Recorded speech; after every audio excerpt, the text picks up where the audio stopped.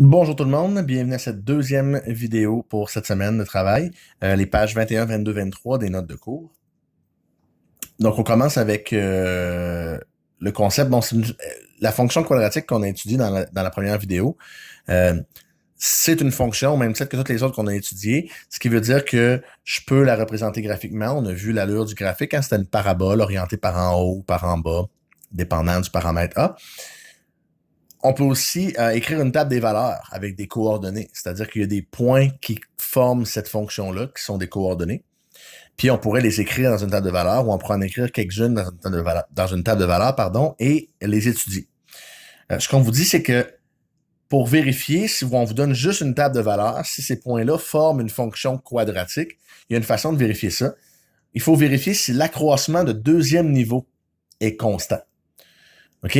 Vous vous souvenez quand on regardait la droite, en fait, là, vous allez comprendre pourquoi ça s'appelle la fonction polynomiale de degré 2, hein, parce que c'est au deuxième degré qu'on est constant. Si vous vous souvenez bien, quand vous étudiez la droite, la fonction mx plus b, OK, je vais faire un exemple ici.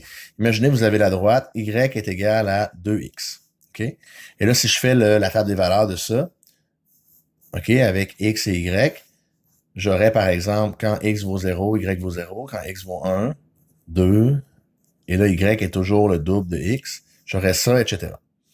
Et là, si vous remarquez, dans le fond, ici, à chaque fois que j'augmente de 1 en x, c'était plus 1, plus 1, plus 1. Ce qui se passe en y, c'est plus 2, plus 2, plus 2.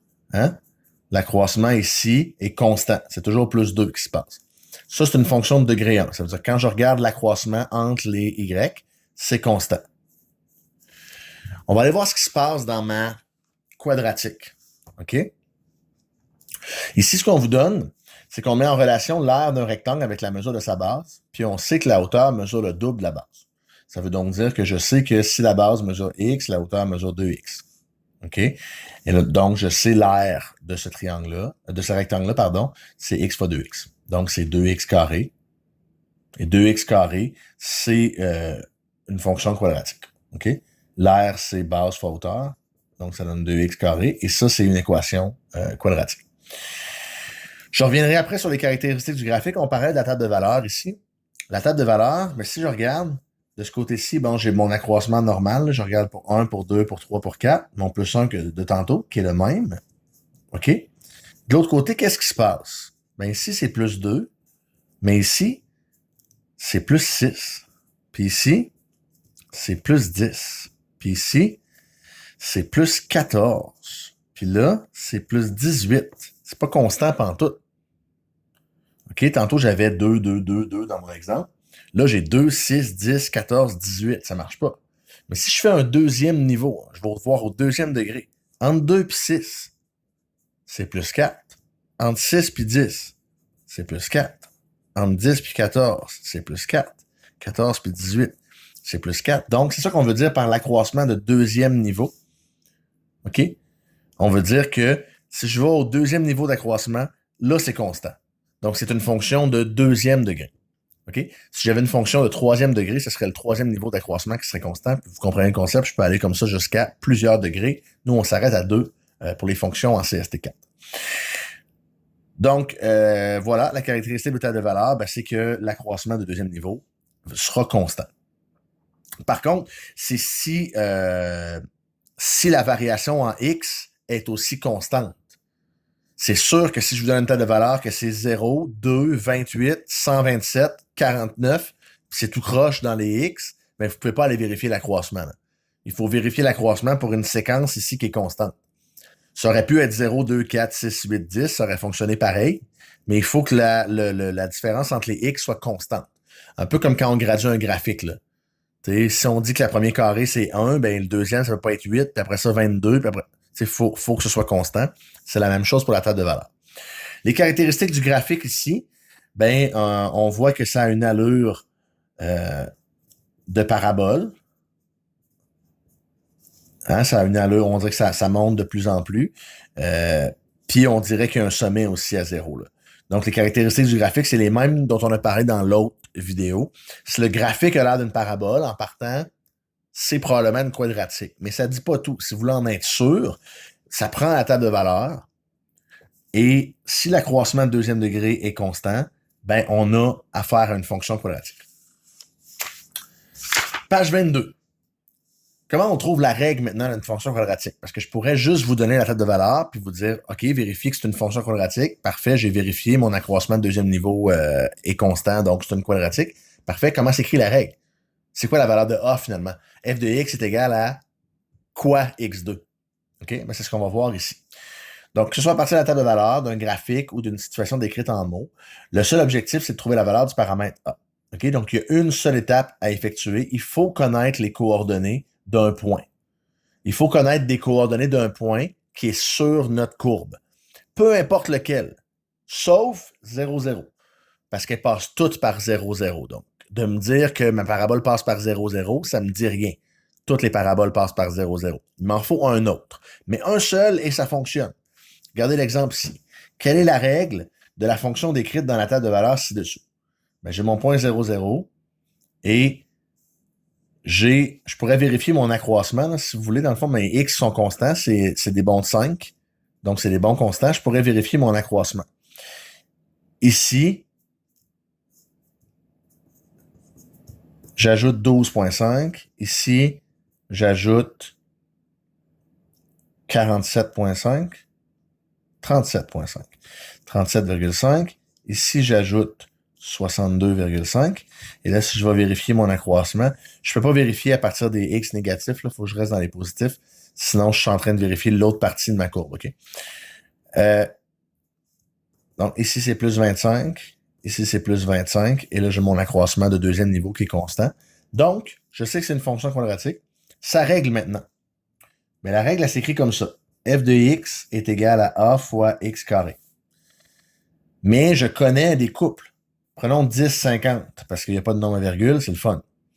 10, c'est ma valeur de x, puis 50, c'est ma valeur de y. Fait que je vais remplacer mon y, ou mon f de x, par 50, puis mon x par 10.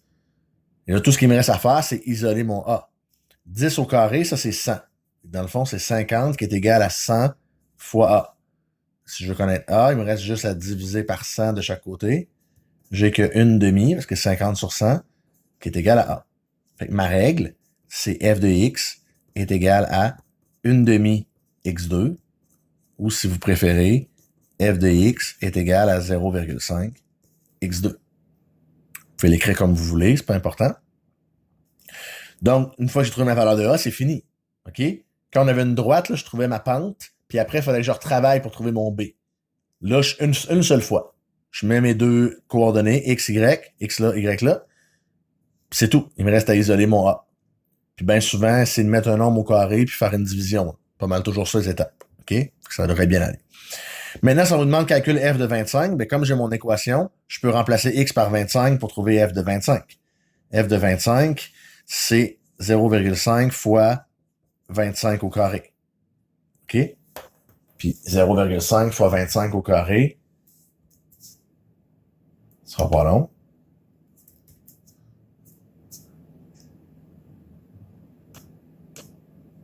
Zéro 5 multiplié par 25 au carré.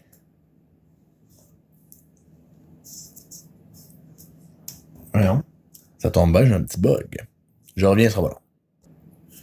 Donc, excusez, 0,5 fois 25 au carré, c'est 0,5 fois 625. Puis 625 fois 0,5, ben c'est la moitié de 625, donc 312,5. Donc, f de 25 est égal à 312,5. On fait juste remplacer x par notre valeur. Puis si on vous demande l'inverse, trouver la valeur de x, si f de x vaut une certaine valeur, ben c'est le f de x qu'on remplace, ici par 450, et c'est égal à 0,5 x2. Et là, on isole le x2. OK? Il y a une petite particularité par contre à voir. Premièrement, bon, on divise par 0,5, je vais en parler quand je vais arriver là. On divise par 0,5, ça fait 900 qui est égal à x2. Et là, pour enlever le au carré, l'inverse, c'est la racine carrée. Vous avez vu ça en secondaire 2, là, il est revu en secondaire 3. Si je prends la racine de chaque côté, je vais avoir mon x ici, et de l'autre côté, je vais avoir ma réponse. Le problème, c'est que racine de 900, oui, il y a 30. 30 fois 30, ça fait 900, mais il y a aussi moins 30. Et c'est là qu'il faut être vigilant. Il ne faut pas oublier la racine négative.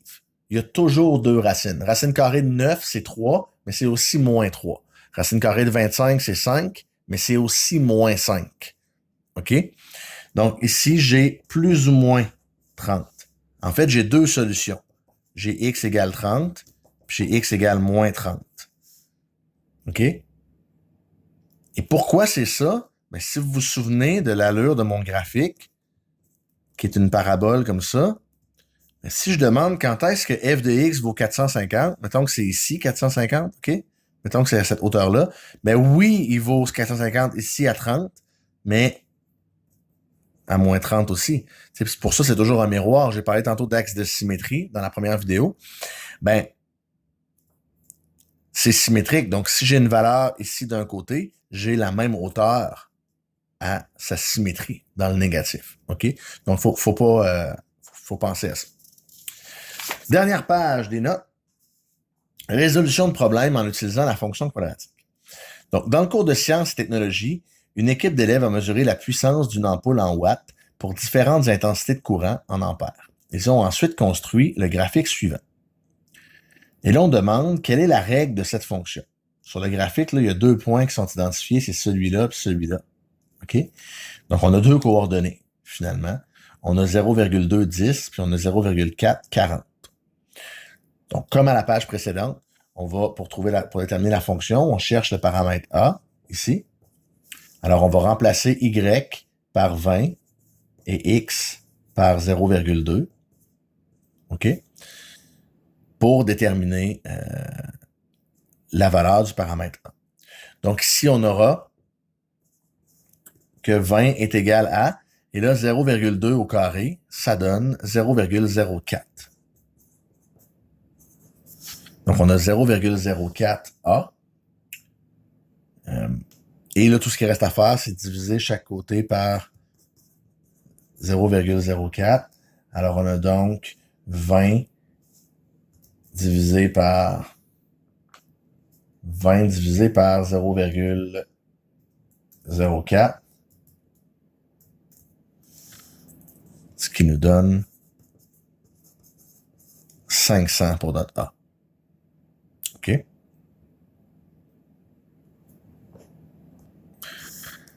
Donc, A de 500. Quelle intensité de courant donnerait une puissance de 360 watts à une ampoule? Mais si vous vous souvenez bien, la puissance est ici, c'est les Y. Donc, on va remplacer Y par 360 watts et on va trouver la valeur de X qui correspond. Notre équation ici, j'avais oublié de l'écrire en A. C'est égal à 500x2, parce que notre A vaut 500. Donc, ici, je vais remplacer mon Y ou mon f de x par 360. J'ai écrit un petit peu trop bas. Je vais remplacer par 360. Ce sera égal à 500 fois x carré. Et là, je divise par 500 de chaque côté. 360 divisé par 500. J'ai accroché quelque chose. 360 divisé par 500, ça donne 0,72, qui est égal à x carré. Et là, il faut que je prenne la racine de 0,72. Donc, la racine de 0,72, ça donne un x de plus ou moins, comme je disais tantôt, hein, parce qu'il ne faut pas oublier le négatif. Mais là, j'ai quelque chose à dire là-dessus. 0,8485. Mais là, comme on est dans un problème en contexte, et que le graphique, si vous avez remarqué ici en haut, il est juste dans le premier cadran, j'ai pas la branche négative, parce que dans le contexte, ça aurait pas de sens. Ça aurait pas de sens une intensité de courant en ampères négative. Je peux pas avoir un courant de moins 2 ampères. Ça fonctionne pas. Donc, quand il y a un contexte comme ça, on va, avec notre logique, en réfléchissant, on va choisir laquelle des réponses on conserve, puis si on a à en flusher une, finalement. Donc, ici, clairement, la réponse négative, je vais pas la conserver. OK? Ça n'a pas de sens de parler d'ampérage négatif, donc je vais dire que ma réponse, c'est X est égal à 0,8485 positif, c'est tout. Je ne parlerai pas du négatif parce que ça n'a pas de sens. Finalement, en C. On hésite entre l'achat de 2 ampoules dont l'intensité est de 1 ampère chacune ou encore entre 2 ampoules dont les intensités sont 0,5 et 1,5. Quelle est la meilleure option, sachant qu'on désire réduire au maximum le nombre de watts qui seront consommés? Ben ici, je peux trouver le nombre de watts qui est consommé par chacune des ampoules. Une ampoule de 1 ampère d'abord. OK? 1 ampère ici. Une ampoule d'1 ampère, ben son f de x va être égal à 500 fois 1 au carré.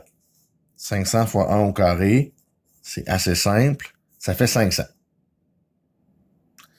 Pour 0,5 ampères maintenant, ben, je vais avoir f de x qui est égal à 500 fois 0,5 au carré. 500 fois 0,5 au carré. 0,5 au carré, c'est 0,25. 0,25 fois 500, ça donne 125. Alors, celle-là prend 125. Mais la 1,5 ampère, elle, c'est f de x est égal à 500 fois 1,5 au carré. C'est donc égal à 1,5 au carré fois 500. Ça donne 1125. OK? Alors, si je prends ces deux ampoules-là ensemble, j'ai 1250 watts. Alors que si j'en prends deux comme ça, j'ai 1000 watts. Donc, c'est préférable ici d'utiliser mes deux ampoules de 1 ampère plutôt qu'une ampoule de 1 demi-ampère et de 1 ampère et demi. Il va y avoir moins de wattage utilisé. OK? Donc, c'est d'utiliser ce qu'on a vu à la page précédente, finalement, de remplacer X ou Y pour trouver la solution. Donc, voilà pour les notes.